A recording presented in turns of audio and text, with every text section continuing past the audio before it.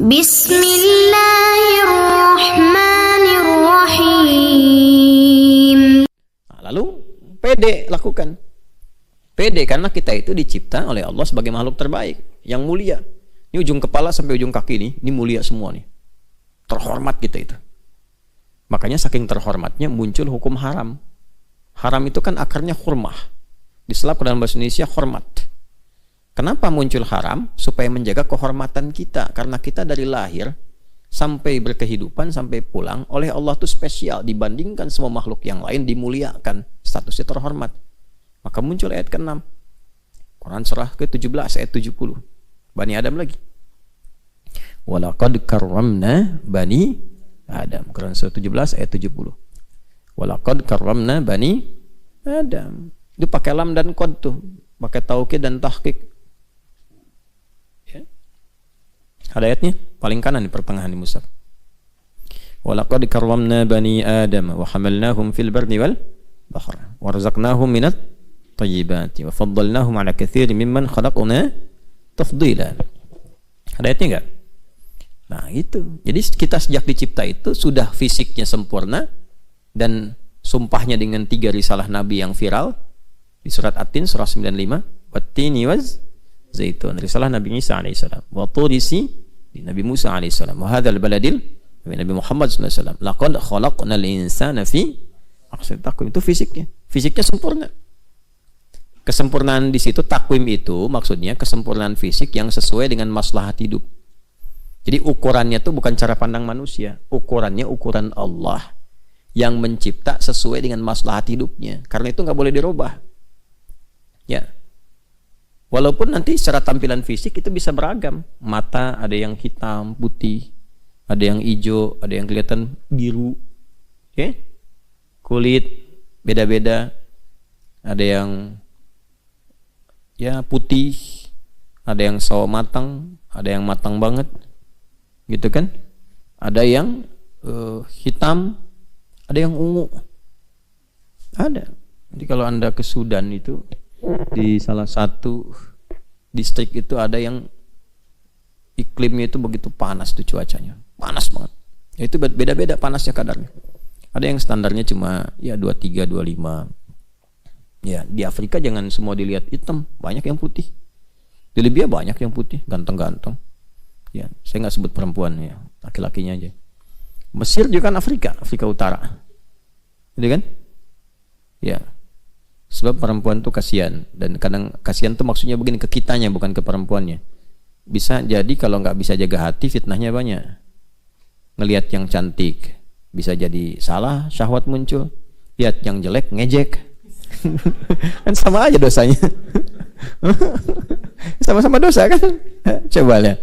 Ya, kalau Anda bercanda dengan yang jelek, ngejek kan sebenarnya. Ya kan? Tapi kalau dengan yang cantik jadi syahwat kan? Nah, makanya pandai-pandai jaga itu tuh, jaga hati, jaga syahwat. Makanya laki-laki aja lah gitu ya. Contoh. Nah, ada yang panasnya sekitar 36, 37 ya. Dekat ke 40 coklat.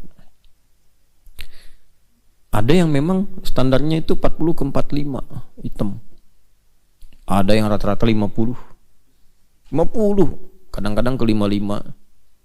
Jadi kalau yang dari 26 ke situ kayak kita nih kan paling-paling 26, 30-an lah gitu ya. Masuk ke wilayah itu yang 50, 55, waduh nggak bisa tidur. Ya. Itu subhanallah, kalau mau tidur itu nyiram air dulu, kasurnya disiram air dulu baru bisa tidur gitu. Tapi apakah itu Allah turunkan untuk menjadikan sifat rasial muncul di manusia? Bukan. Supaya mereka bisa mudah menyesuaikan dengan alam gitu. Di yang 55 itu 50-55, ya kenapa kulitnya itu sampai ungu? Ketika mereka keluar itu bisa menyesuaikan dengan alamnya, biasa aja kerja aktivitas nyaman, dan nggak akan merasa takut jadi hitam, udah ungu. Ya, tapi itu bisa menerima, jadi adaptasi dengan cuacanya tinggi. Dan masya Allah hemat, masak telur taruh dikit di luar sebentar matang balik lagi. Jemur pakaian saya pernah itu waktu di Libya, musim panasnya panas banget itu, ya baru nyuci, cek, keluar jemur, masuk lagi, cek, begitu keluar lagi, udah kering, masuk gitu. Ya Masya Allah, bersyukurnya banyak banget sama Allah tuh. Bersyukur. Jadi cara melihatnya begitu. Gitu ya. Nah, ini kembali kepada apa yang kita bahas tadi, secara fisik sempurna. Jadi jangan pernah melihat diri ini beda dengan orang, tidak. Ya, karena memang kita secara pribadi punya misi. Nah, setiap tampilan kita ini itu sesuai maslahat hidupnya. Kalau nggak begitu, jadi masalah nanti ke depannya. Kadang orang dari pesek pengen mancung, padahal dengan peseknya itu mungkin maslahatnya lebih banyak. Ya, lebih mendukung dia untuk pekerjaan tertentu, tampilan sesuai dengan keadaan dan sebagainya. Gitu kan? Ya, dan kalau merubah jadi bahaya nantinya. Jadi repot. Kan ukuran itu udah sesuai. Walladzi qaddara fa sesuai. Jadi antara hidung dengan ini, dahi ini, ya, di jidat ini, di dahi ini seimbang. Makanya kalau sujud itu pasti sesuai itu. Ya, ketika dahinya menempel, kan? Umirtu atau umirna, ini Ibnu Abbas radhiyallahu taala anhuma, umirna an nasjuda bi sab'ati a'dha. Kita diperintahkan untuk sujud dengan 7 anggota tubuh, kan? 1 jabhah, kening dahi. Yang kedua 2 telapak tangan, 1 tambah 2 3. Yang ketiga 2 lutut, 3 tambah 2 5. Ya, 6 dan 7-nya mana? Ya, 2 jari atau jemari di 2 telapak kaki.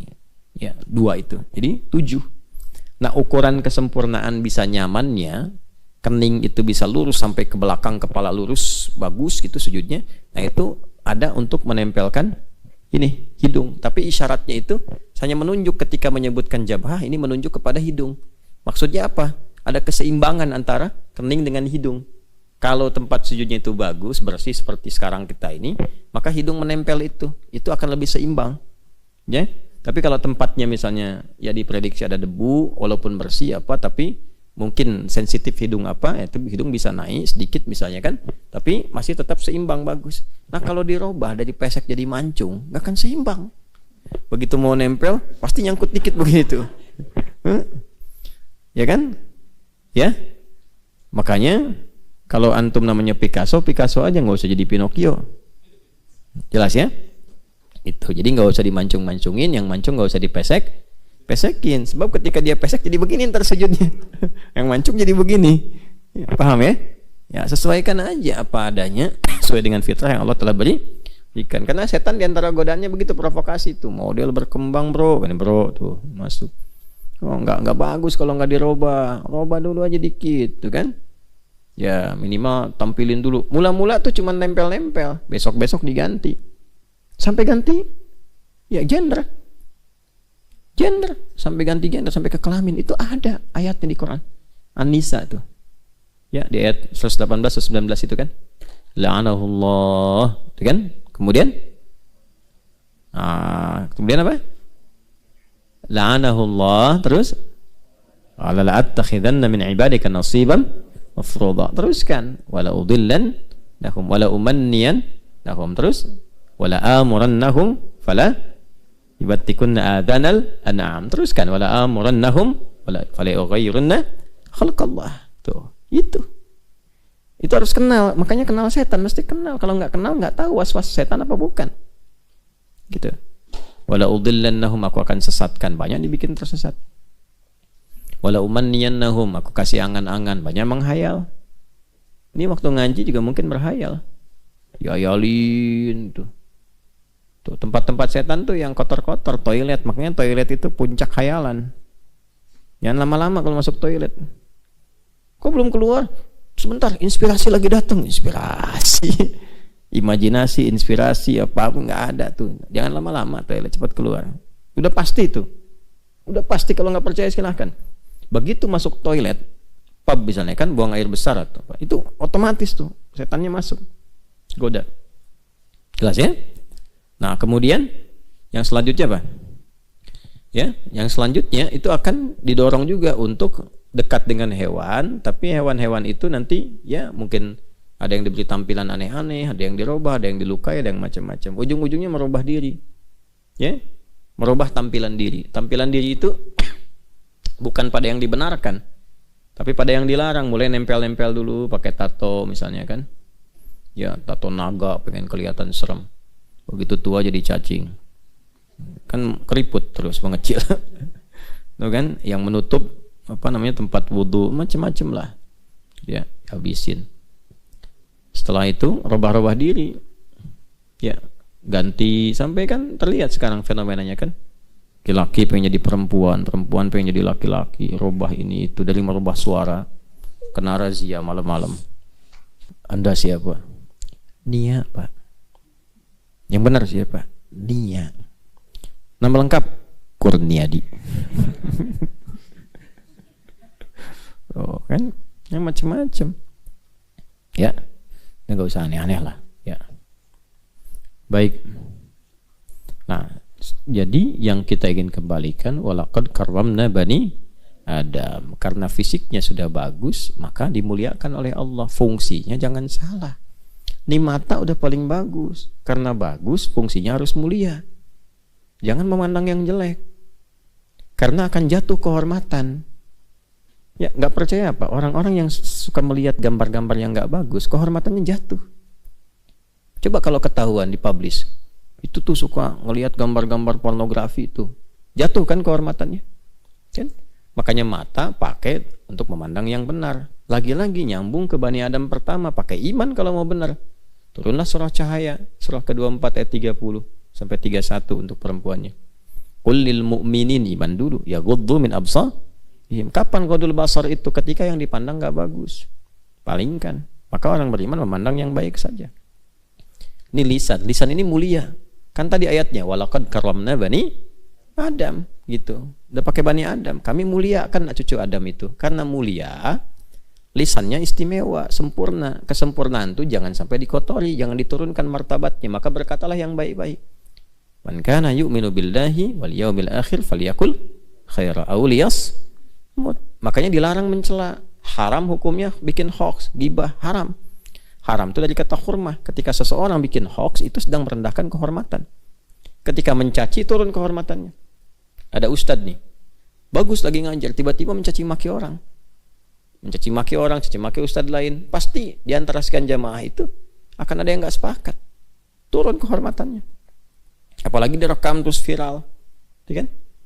Apalagi dipakai mencuri, pakai korupsi dan seterusnya. Lalu ketangkap sama KPK, sama kejaksaan, polisi, diekspos, disampaikan, ketahuan, kasihan. Kasihan tuh keluarganya maksudnya. Yang korupsi bapaknya, anaknya yang dibully, itu kan? Istrinya yang capek. Tuh, makanya mesti benar-benar kalau punya akun media sosial mesti ditata, kan punya iman. Jangan sampai bikin konten-konten yang gak bagus. Mau kasih masukan boleh, tapi dengan kata-kata yang baik. Begitu kata-katanya kotor, yang repot orang tuanya kan. Hah? Jelas? Baik ya. Nah itu gambarannya. Dimanapun beraktivitas, mau di daratan, mau di lautan. Kalau ke udara kan gak mungkin. Makanya disebutkannya wa hamalnahum fil bardi wal bahr. Ya. Jadi kalaupun antum di daratan, kemana aja bersikap dengan takwa yang mulia, pasti selamat.